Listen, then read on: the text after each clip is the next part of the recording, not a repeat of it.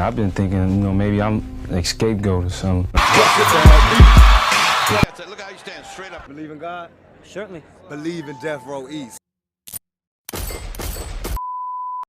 7 सितंबर 1996 ये वो tragic date था जब टूपाक को गोली मारी गई थी लास वेगस में। लेकिन ये कोई गैंग वार या ज़ाती दुश्मनी नहीं थी, ये सब इश्यूज चालू हुआ था एक चेन को लेके। यस, एक चेन को लेके। The man who killed Tupac, Orlando Anderson AKA Baby Lane. कैसे ये क्रिप गैंग के स्ट्रीट मेंबर ने दुनिया के सबसे बड़े इन्फ्लुएंशियल रैप आर्टिस्ट को मारा, आज हम इस वीडियो में जानेंगे। लेकिन उससे पहले हमारा ये समझना बहुत ज़रूरी है कि कौन है ये ऑरलैंडो एंडरसन, और अगर ये बंदा कॉम्पटन का है तो उस टाइम लास वेगस में ये क्या कर रहा था। बहुत लोगों को लगता है कि ईस्ट साइड से किसी ने अटैक किया है टूपाक पे, तो ऐसा नहीं है, ये बंदा वेस्ट साइड का ही था। और क्या बिगी और PDD वगैरह का एक्चुअली में हाथ था इस मर्डर में, आज हम डिटेल में जानेंगे। टूपाक एक बहुत ही टैलेंटेड एंड पावरफुल आर्टिस्ट थे जिन्होंने ना केवल म्यूजिक बनाया बल्कि एक पूरी कौम को जगा के गए जिन्हें आगे बहुत कुछ हासिल करना था, और ऐसा हुआ भी। 25 साल के एक बंदे ने दुनिया के one of the biggest music genre को अपने मरने के दशकों बाद भी इन्फ्लुएंस करके रखा है। Tupac is definitely a legend for a reason. So क्या हुआ था उस रात लास वेगस में, और किसने रेकी किया था टूपाक का, और क्यों उन्हें गोली मारना इंपॉर्टेंट था ऑरलैंडो एंडरसन के लिए, और किसके हेल्प से ये सब हुआ, आज हम इस वीडियो में जानेंगे। तो क्या हालचाल है भाई लोग, सेक्टर एक्स में आपका स्वागत है। आज हम बात करेंगे ऑरलैंडो एंडरसन के बारे में कि कैसे उनका कनेक्शन हुआ टूपाक से, और क्यों ऑरलैंडो ने टूपाक को गोली मारी। टूपाक को गोली मारने के कुछ टाइम बाद ही ऑरलैंडो एंडरसन की भी हत्या हो गई थी। तो क्या कोई ये चाहता था कि ऑरलैंडो के मुंह से कुछ राज ना खुल जाए? ये अनसॉल्व्ड मिस्ट्री पे भी हम एक नजर डालेंगे। तो चैनल पे नए हो तो बता दूं मैं आपको कि अपना जो चैनल है वो एक हिप हॉप हब है। आर्टिस्ट की बायोग्राफी से लेके हिप हॉप से रिलेटेड हर एक टॉपिक पे हम वीडियो बनाते हैं, तो चैनल को सब्सक्राइब करना मत भूलना। और आप लोग हिप हॉप सुनते हो या आर्टिस्ट हो तो हमसे इंस्टाग्राम पे जरूर जुड़ना। तो इसी के साथ चैनल का इंट्रो करते हैं रोल, और शुरू करते हैं आज का एक्साइटिंग एपिसोड।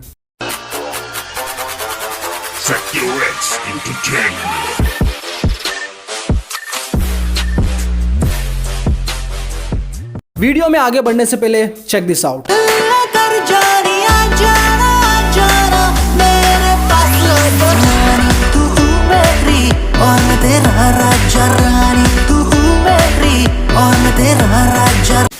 जैसे कि आप लोगों ने देखा, अपने भाई अंबर का नया गाना राजा आ चुका है। बहुत ही नेक्स्ट लेवल ट्रैक है, और अंडरग्राउंड में शायद ही कोई इस टाइप का काम कर रहा होगा, या इस लेवल पे अभी तक तो शायद ही कोई गया है अंडरग्राउंड में। तो आप लोग जाके सपोर्ट ज़रूर करना, और भाई के गाने पे अपने सेक्टर की तरफ से कमेंट ज़रूर करना।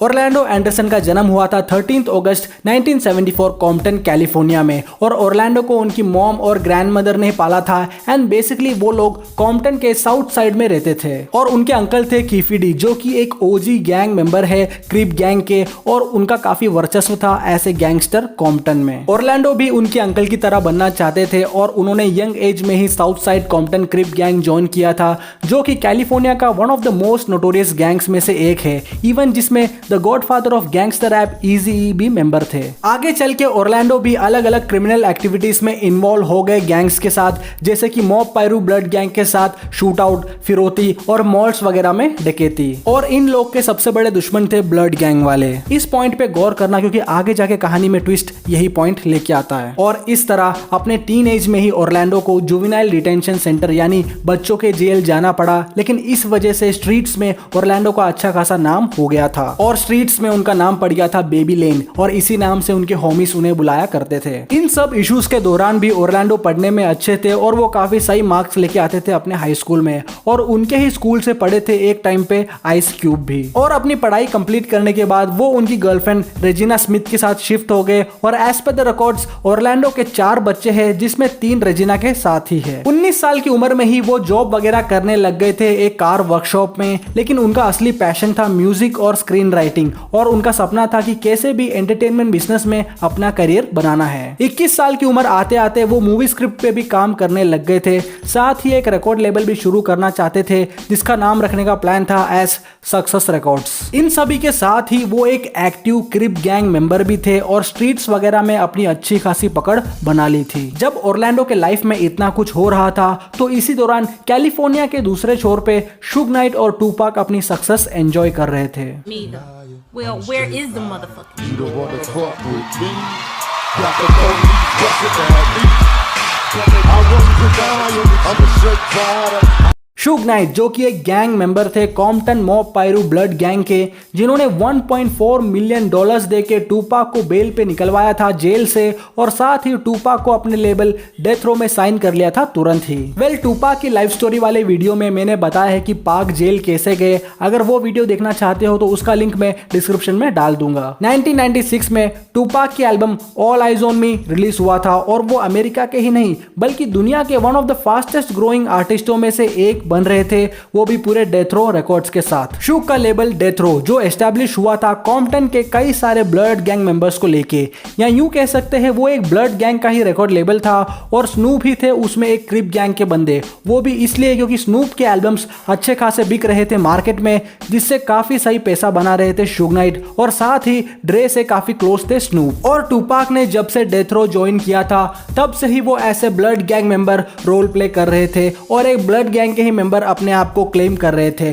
प्लस गाने वगैरह में एमओबी वगैरह मेंशन कर रहे थे जो रेफरेंस था ब्लड गैंग के लिए। कुछ पुराने ओजी ब्लड गैंग मेंबर जो उस समय डेथ रो के बाउंसर्स थे, उनका ये कहना था कि पाक का ये मूव बहुत गलत था, खोस अगर वो किसी एक गैंग को क्लेम करते तो जाहिर सी बात है दूसरी गैंग के नजरों में वो अपने आप ही दुश्मन बन जाते। तो टूपाक और ओरलैंडो एंडरसन अलग अलग गैंग में थे, लेकिन ओरलैंडो टूपाक के फैन थे और टूपाक के सारे एल्बम्स थे ओरलैंडो के पास और वो गोली वाला कांड होने से पहले कभी टूपाक और ओरलैंडो कहीं मिले भी नहीं हैं। गोली मारने वाला कांड सिर्फ उसी दिन जो लड़ाई हुई थी उसी वजह से स्टार्ट नहीं हुआ था। मेन कारण जानना है तो हमें उस दिन से थोड़े दिन पीछे जाना पड़ेगा, यानी करीब 1 महीने पहले, मींस अगस्त 1996। ओरलैंडो एंडरसन और उनके कुछ होमीज लेकवुड मॉल कैलिफोर्निया में शॉपिंग कर रहे थे और वहीं पे थे ट्रेवोन लेन एके ट्रे डेथ रो के मेंबर थे और ब्लड गैंग से भी एफिलिएशन रखते थे और ओरलैंडो ठहरे क्रिप गैंग से।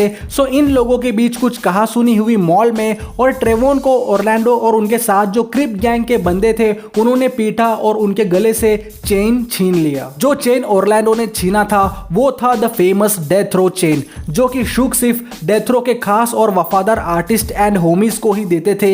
ये केवल एक पहचान ही नहीं था बल्कि ये लोगों के लिए एक वार्निंग साइन भी रहता था कि ये बंदा डेथ रो से एफिलिएटेड है और इससे पंगा लेना मींस मुसीबत को दावत देना, और ओरलैंडो ने ये गलती कर दी थी। एंड उस टाइम डेथ रो का वर्चस्व था भी ऐसा, एंड अगर कोई अड़ सकता था तो वो था क्रिप गैंग, और ऐसा हुआ भी उस दिन मॉल में। सो ट्रे ने जाके शुग को बताया कि क्रिप गैंग के एक बंदे ने उनका चेन छीन लिया और उनको मारा, तो शुग ने शांत किया ट्रे को और कहा पकड़ते हैं उसको किसी दिन। इस मामले में शुग को मानना पड़ेगा वो कोई भी मूव एकदम से नहीं करते थे, वो सामने वाले को देख परख के ही एक्शन लेते थे। अगर शुग एकदम से जाके ओरलैंडो या किसी और पे हमला करवाते तो फिर वो एक गैंग वार में कन्वर्ट हो जाता। वेल, डेथ रो में सभी इस बात से नाराज थे और इवन टूपाक भी उस बंदे को पकड़ना चाहते थे। मींस ऐसे कैसे कोई अपने होमी के गले से डेथ रो की चेन छीन सकता है। फिर समय आगे बढ़ा और 1-2 वीक में मैटर थोड़ा शांत हुआ, सब लोग ऑलमोस्ट ये चीज भूल गए थे सिवाय ट्रे के। देन आती है वो रात जब सब कुछ बदलने वाला था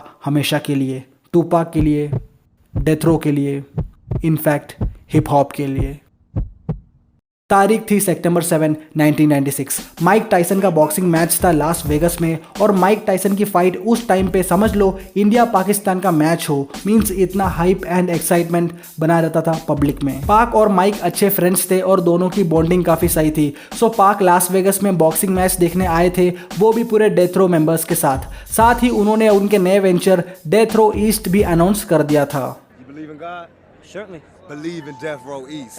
Believe in that. Then boxing match के बाद सब लोग MGM ग्रैंड होटल में थे और वहीं पे ट्रे ने देखा कि ओरलैंडो भी आए हुए हैं। सो ट्रे ने जाके ये बात टूपाक, शुग नाइट और बाकी डेथ रो मेंबर्स को बताया। सब लोग फिर चेन और ट्रे को मारने का बदला लेने रश किए ऑरलैंडो की ओर। ये इंसिडेंट होटल के सीसीटीवी में कैद भी हुआ था। ऑरलैंडो यहाँ पे किसी से लड़ने नहीं आए थे, वो बस मैच देखने और घूमने ही आए थे।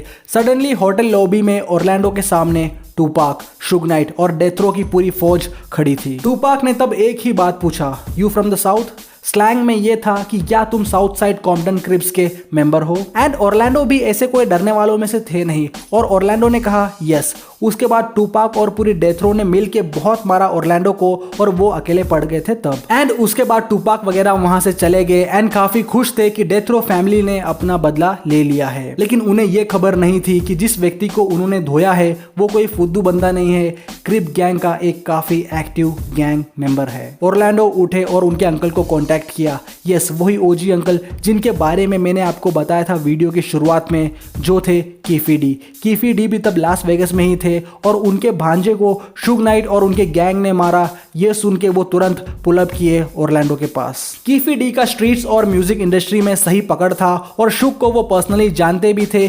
कीफी चाहते थे कि अब तो ऑरलैंडो और टूपाक की एक फाइट होनी चाहिए अकेले अकेले, देखते हैं किसमें कितना दम है। और यही नियम रहता था स्ट्रीट्स का और इससे ये मैटर दब भी जाता इससे पहले कि ये एक गैंग वार में कन्वर्ट हो जाए। कीफी डी और शुग नाइट जैसे ओजीज हमेशा यही कोशिश करते हैं कि चीज़ें बड़े लेवल पे ना जाए और इन्हें समझ था क्योंकि ये उम्र और तजुर्बे में बाकी गैंग मेंबर्स से बड़े थे, इसलिए ही ऐसे लोगों के लिए ओजी टर्म यूज करते हैं। कीफी डी, ऑरलैंडो और उनके दो होमीज अपने व्हाइट कैडिलैक कार में क्लब 662 की ओर जाते हैं जहां पे माइक टाइसन के फाइट की आफ्टर पार्टी रखी गई थी सो दैट शुग और टूपाक वगैरह से मिलके फाइट करवाए पाक और ऑरलैंडो की। लेकिन करीब आधे घंटे पार्किंग में वेट करने के बाद भी टूपाक और शुग वगैरह नहीं आए और यहाँ इनका सब्र का बांध टूट रहा था और ऑरलैंडो का गुस्सा 7वें आसमान पे पहुंच चुका था। देन वो लोग वहां से निकले सिटी की तरफ टूपाक को ढूंढते हुए और कुछ ही देर में कुछ फैंस की आवाज आई टूपाक टूपाक चिल्लाते हुए कार में। कोच टूपाक और शुग ड्राइव करके क्लब की ओर जा ही रहे थे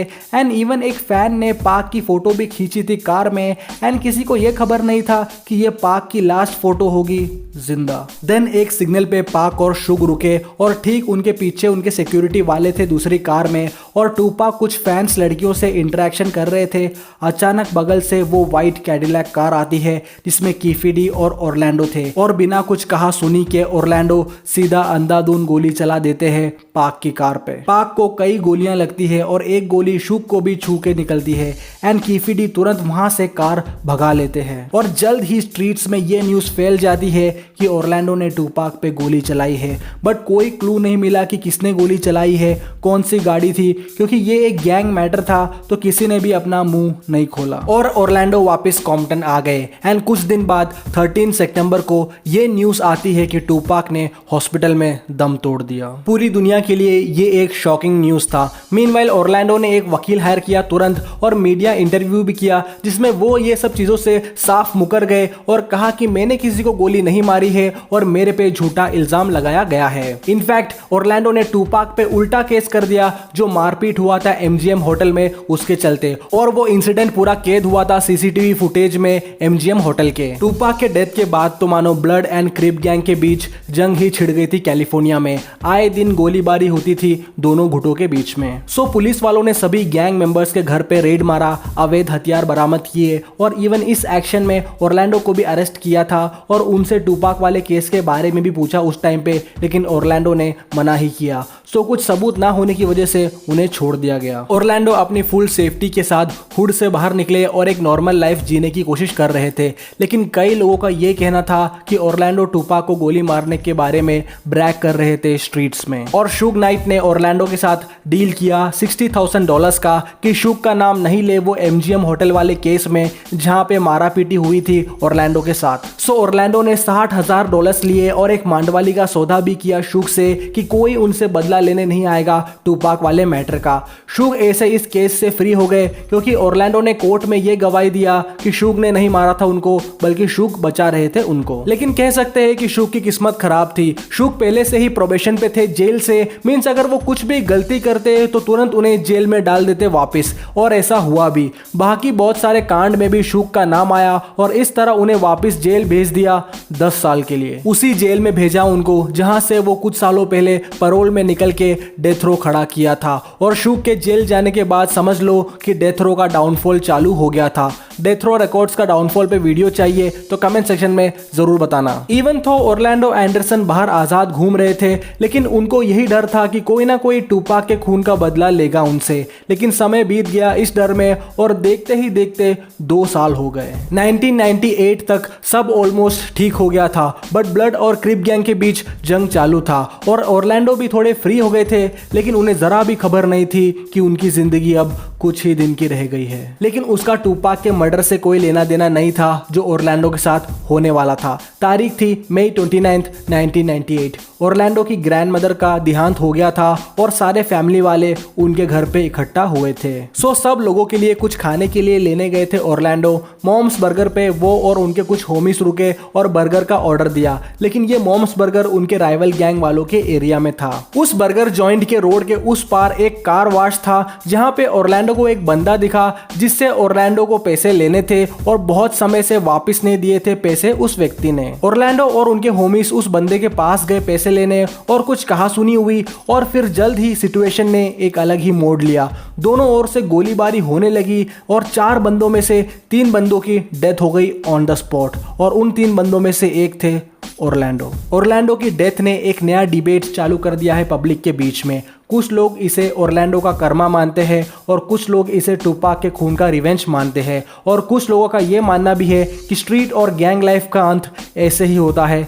जाहिर सी बात है। ऑरलैंडो के डेथ के कुछ ही घंटे पहले ऑरलैंडो के फेवर में कोर्ट से ऑर्डर आया था जो एमजीएम में मारा कूटी हुई थी उसके चलते, और टूपाक की संपत्ति में से $78,000 मुआवजे के तौर से मिलने वाला था ऑरलैंडो को, यानी आज के करीब 62 लाख रुपए। लेकिन ये उनके नसीब में नहीं लिखा था। एंडरसन AKA बेबी लेन के डेथ के बाद कॉम्पटन में चीजें थोड़ी शांत हुई और गैंग राइवलरी एक हद तक कम हुई। कई लोगों का यह मानना है कि टूपाक के डेथ के पीछे शुग नाइट है और कुछ का कहना यह है कि इसके पीछे बिगी, पी डीडी वगैरह थे, बट ये कुछ भी प्रूव नहीं हुआ है और टूपाक के केस का इन्वेस्टिगेशन भी आने वाले टाइम में स्लो डाउन हो गया था अनफॉर्चुनेटली। बट 2009 में कीफी डी जब अरेस्ट हुए थे ड्रग केस में तो उन्होंने पुलिस को ये कन्फेस किया था कि वो भी थे उस दिन ऑरलैंडो के साथ कार में जब टूपाक पे गोली चली थी और ऑरलैंडो ने ही गोली चलाई है। यानी ये कह सकते हैं कि ऑरलैंडो को स्निच किया था उनके ही आइडल अंकल कीफी डी ने। खैर ऑरलैंडो को गुजरे हुए कई समय हो गया था।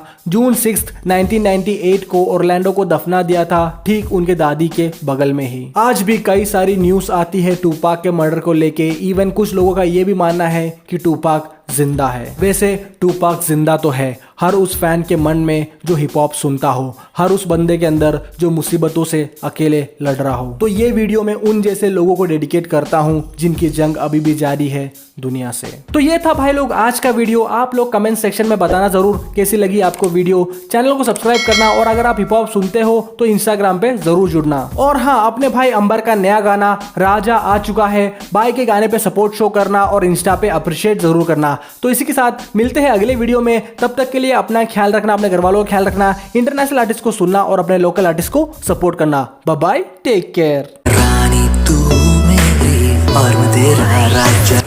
अंबर इज द लिमिट, चेक करो इंस्टाग्राम पे। Peace out.